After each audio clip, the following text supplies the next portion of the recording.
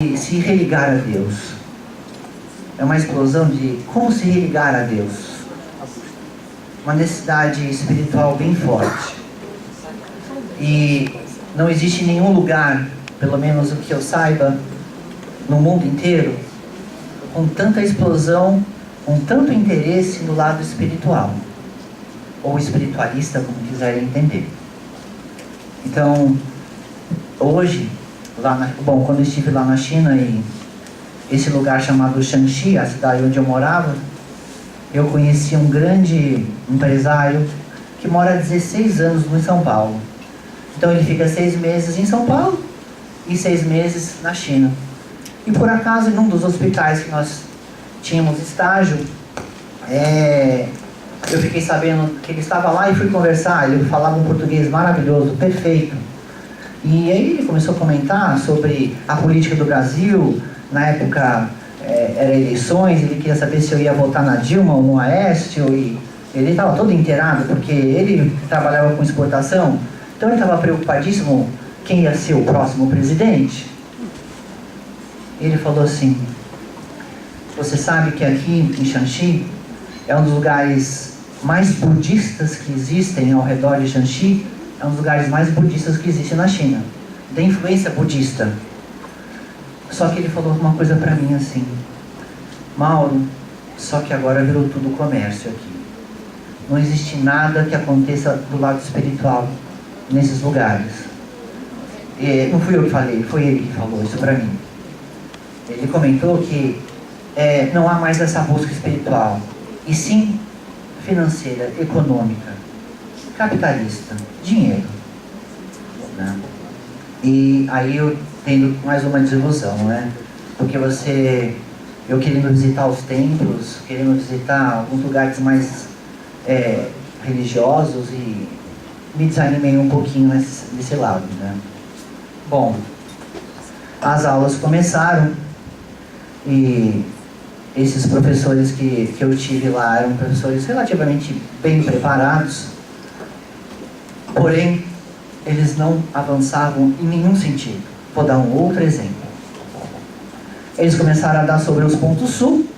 Todo mundo sabe o que é ponto sul. São os pontos que promovem a regulagem energética, né? E que tem tudo a ver com o I Ching, que tem tudo a ver com as energias celestes e terrestres.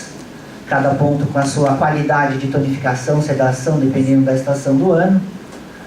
E no momento da aula, essa professora veio me comentar sobre os pontos sul, ensinou todos os pontos sul. E aí eu não aguentei, eu levantava a mão toda hora, né? Eu era aquele aluno que quer perguntar e quer testar o professor. Eu também dei um de aluno testando o professor lá. Eu não estava aguentando ficar quieto. E eu perguntei para ela assim: mas vocês não consideram esses momentos de estação do ano importante? Sabe, a gente não tem tempo para isso. Isso é uma coisa muito antiga. Isso a gente não usa mais. Eu não fiquei satisfeito com a pergunta dela e eu levantei a mão novamente. Mas eu perguntei assim: poxa, mas a senhora está ensinando Ting Yang Liu King Ho? Está falando dos elementos, está relacionando os pontos sul aos elementos, que nós sabemos que está relacionado com as estações do ano, que nós temos energias celestes e terrestres, que elas estão em constante movimentação. A senhora não considera isso importante? Aí ela me respondeu de uma outra forma, claro, fugindo da resposta. Eu não aguentei e perguntei pela terceira vez. Eu perguntei pela terceira vez, desculpe, eu não me lembro a forma da qual eu perguntei. Eu quase levantei e comecei eu desenhei o pentagrama para uma outra professora, e a professora falou: o que é isso, né? Enfim, mas essa professora, uma hora ela não aguentou mais, porque eu era o chato. Sabe, né, aquele aluno chato? Vocês conhecem? Tá bom. Mas chato não, né? Mas é que esse aluno é o que move a aula, né? Aliás, eu sou movido a perguntas desses alunos. E a aula se torna muito interessante a partir desses alunos, né? É daí que você consegue desenvolver muito mais. Bom, aí ela falou assim: olha, existe uma coisa chamada tartaruga sagrada. Quando ela falou de tartaruga sagrada, eu falei: agora Era isso que eu queria ouvir. Aí o rapazinho traduziu, porque o curso era feito em português. O que quer dizer isso? O professor falava em chinês e tinham 2 rapazes de Macau que traduziam praticamente simultaneamente. Ah, agora a senhora está falando uma coisa que eu entendi, eu gostei do que a senhora está falando. Aí ela começou a comentar, todo mundo sabe que é tartaruga sagrada, né?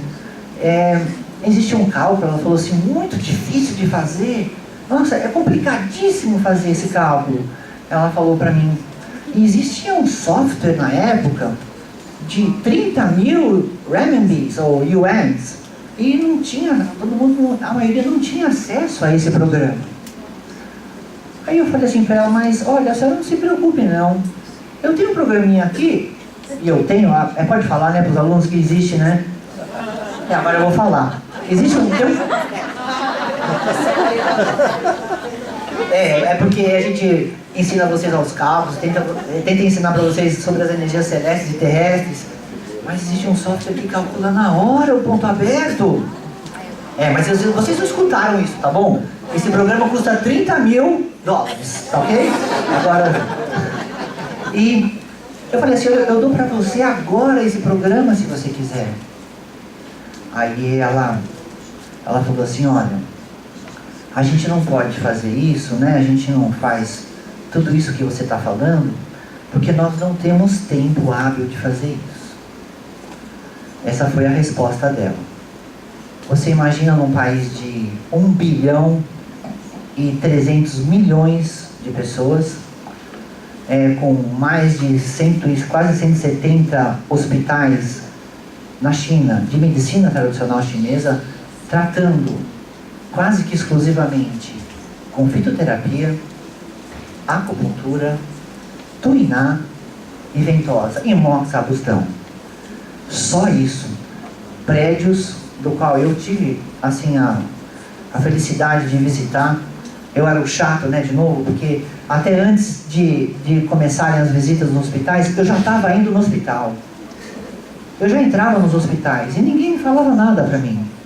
Eu entrava na sala, perguntava, a professora, essa professora, uma das professoras principais do nosso curso, tinha uma clínica dentro de um outro hospital e uma moça estava com muita dor na lombar e ela falou assim, olha, você pode ir na minha clínica no hospital tal, que eu vou tratá-la. Na hora eu levantei e disse, eu posso ir junto? E fui junto. Então o dia que não tinha aula, ou o dia que não tinha, ou por algum motivo, eu pegava o táxi, ou pegava o ônibus, porque a gente já começa a aprender a usar táxi, a usar ônibus. Eu pegava o ônibus, ia no hospital dela e ficava sentado lá durante o dia inteiro vendo ela trabalhar. Eu quero aprender, né? Vocês não querem aprender? Eu quero também, eu quero ainda continuar aprendendo. Mas essa era a única professora de todas, e ela era a chefe de todas as outras professoras dessa universidade de Shaanxi, a Universidade de Shaanxi de Medicina Tradicional Chinesa, que colocava ou picava os 2 lados do meridiano. Vaso maravilhoso eles ensinaram para nós lá na sala de aula. Mas e usar? Ninguém usava vaso maravilhoso. Vocês sabem que os 12 meridianos principais são bilaterais. E eles não são bilaterais por acaso. Se você quiser entender a manifestação do yin, do yang, do esquerdo e direito, da polaridade, muito bem, eu também entendo assim.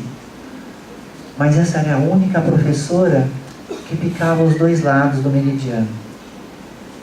Era que, mais ou menos, às vezes, promovia uma regulagem energética. Era a única professora que aferia o pulso antes das sessões. Era uma pessoa multidisciplinar, essa professora. Ela fazia de tudo ali. Bom, enfim, eu aprendi bastante com ela. Ela falava um pouquinho de inglês, então ela falava assim, neck problem, problema de pescoço, ciático, problema de ciático, né? Então eu fui aprendendo com ela o jeito de trabalhar na China, que mesmo assim, era uma professora que não falava muito, mesmo sabendo, e mesmo ela sabendo o que eu sabia. Ela não deixava estender muita conversa. Ela não deixava eu me aprofundar. E sempre tinha uma resposta, de alguma forma, desviando da minha pergunta. Hã? Evasiva. Evasiva.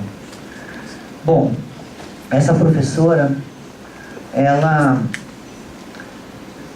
foi sensacional para nós, foi a melhor professora mesmo. Ela que começou a introdução da medicina tradicional chinesa para nós lá, e ela foi muito boa professora, porém, nunca se aprofundando, né? Bom,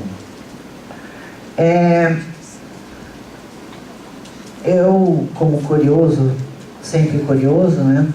Quando eu ia para os hospitais, cada sala comporta mais ou menos umas 10 macas, e além das 10 macas com gente deitada lá, eram atendidas pessoas sentadas na cadeira, sentadas no corredor. Era muita agulha para lá e para cá, mas o incrível, incrível, incrível, só picava em relação aos sintomas. Uma coisa que me chamou também muita atenção na China foi a preocupação deles, né, de somente nesse caso, nesses hospitais que eu frequentei, aferição do pulso só na primeira aplicação, só na primeira entrevista, e só pulsos patológicos. Eles só mediam pulsos patológicos. Eu tive uma oportunidade de fazer o pulso a uma pessoa lá. Ela pediu para fazer, não sei por que motivo aconteceu isso, e aí fez uma fila para fazer pulso comigo, porque eu falava, o menino traduzia e tinha tudo a ver com o paciente. Graças ao Dr. Evaldo, eu aprendi com ele. E com o Gustavo também, e com alguns professores que estão aqui também, que foram meus professores. Então, é claro que eu não estava lá para inibir ninguém, né? Aconteceu. E aí eu tive que interromper isso, porque eu não podia fazer aquilo, não podia, né, desmerecer nenhum profissional, e no lugar onde eu estava sendo muito bem recebido. Eu fui muito bem recebido, não me faltou nada. Incrivelmente eu tinha até uma mesada, acreditem? Até mesada eu tinha. Para passear, para comprar alguma coisa que eu gostasse de levar para o quarto para comer. Eu não tive nenhum problema. Eu não tive nenhum problema, mesmo com a língua.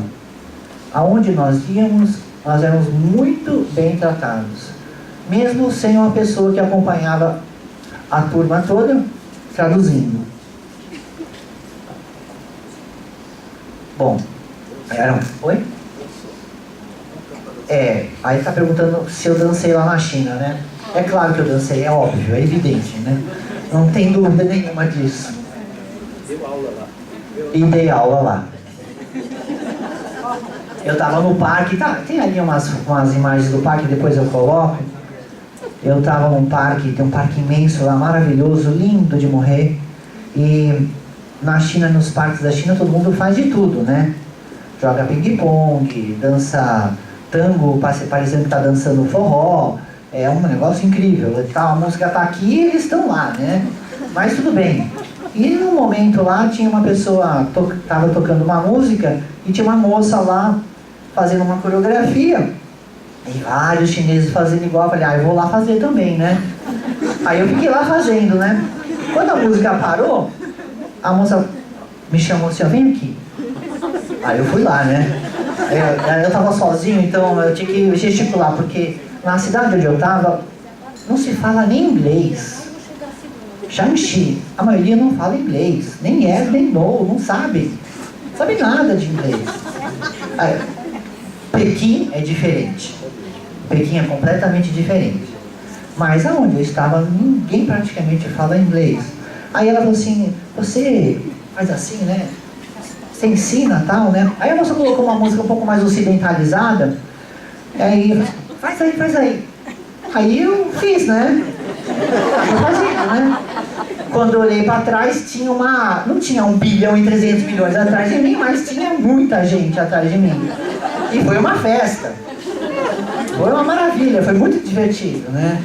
Porque eles estão muito preocupados com esse intercâmbio. Enquanto eu passeava nos parques, né? Ou principalmente nesse parque que era perto de casa eu digo do hotel onde eu morava, né? As meninas, ou as chinesas mais novas, já começaram a aprender o inglês, né? Quando eu disse que ninguém fala, eu generalizei demais.